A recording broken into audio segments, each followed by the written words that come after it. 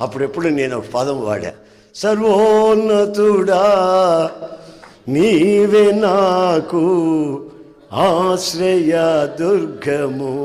ఎందుకు వాడాను ఆ పదాన్ని తెలుసా? సింగపూర్లో ఫ్లైట్ ఎక్కి సౌత్ కొరియా వెళ్తున్నా, పాల్ యాంగిచో చర్చి దగ్గరికి వెళ్తున్నా. శుభ్రంగా నేను కూర్చున్న దగ్గరికే తీసుకొచ్చి భోజనంలో అరేంజ్మెంట్ చేశారు. చక్కటి భోజనం పెట్టారు, ట్రే తీసుకొచ్చి పెట్టారు. అప్పుడు నాకు అనిపించి ఇంత ఎత్తులో ఎగిరిపోతూ ఉంటే ఇక్కడ రాజభోజనం నుంచి పెట్టారు రా బాబు, వీళ్ళు డబ్బులుగానే అడుగుతారేమో అనుకున్నా. తర్వాత పక్కన ఆయన అన్నాడు, డబ్బులు అడగరు, టికెట్లోనే ఉన్నాయి ఇవన్నీనో తినేయమన్నాడు.